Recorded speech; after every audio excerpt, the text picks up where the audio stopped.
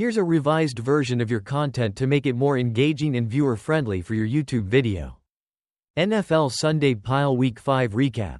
Jaguars save their season. Bengals stumble with Burrow's brilliance. What a wild Sunday it was in the NFL. The Jacksonville Jaguars may have just pulled off a miracle, saving their season in a nail-biting 37-34 victory over the Colts. It wasn't just a win, it was a statement that Doug Peterson's squad is still in the game. With this victory, the Jags avoided joining the ranks of the winless, and they'll head to London with newfound hope. The star of the show? Trevor Lawrence. On his 25th birthday, he threw for a career-high 371 yards, reminding everyone why he's viewed as a franchise quarterback.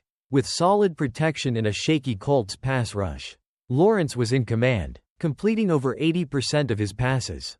And let's not forget rookie Brian Thomas Jr.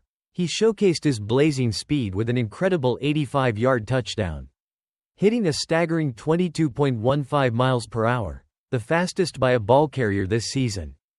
But it wasn't all smooth sailing.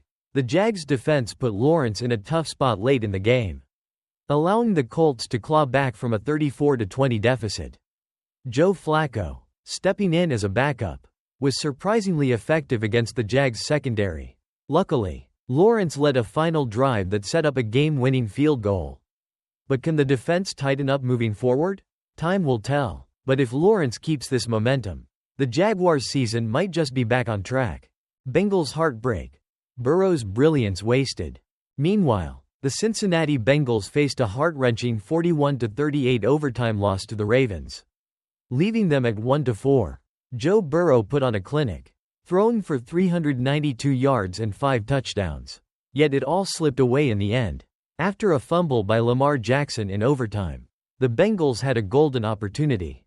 Instead, head coach Zach Taylor opted for a conservative game plan, leading to a failed 53-yard field goal attempt. With the game on the line, Burrow's talent was sidelined when it mattered most.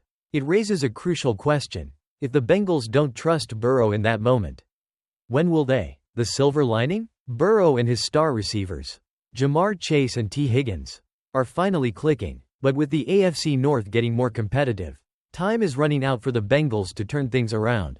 Browns in turmoil. Watson's struggles continue. Over in Cleveland, the Browns faced a brutal 34-13 defeat against the Commanders, raising serious questions about Deshaun Watson's performance. The Browns managed only 212 total yards and went 1 for 11 on third downs. In a baffling moment, Watson walked off the field during the crucial fourth down, leaving fans and teammates in disbelief. Watson's numbers are alarming. A -0.30 EPA, expected points added, per dropback. The worst for any Browns quarterback since 2000. With Jameis Winston ready to step in, it's puzzling why the Browns are sticking with Watson. The pressure is mounting, and it's hard to see a light at the end of the tunnel for this once promising team. Caleb Williams shines. Bears soar against Panthers. On a brighter note, Caleb Williams and the Bears are starting to find their rhythm. In a dominant 36-10 win over the Panthers, Williams threw for 304 yards and 2 touchdowns, becoming the first Bears rookie to notch multiple 300-yard games in a season. DJ Moore had a fantastic revenge game, and if the Bears keep this up, they could be eyeing a surprising playoff push. With Jayden Daniels also making headlines for the Commanders, throwing for 1.000 yards and rushing for 250 in his first 5 games. It's clear that some young quarterbacks are taking the league by storm. Feel free to adjust any part of this to better fit your style or add any specific details you want to emphasize.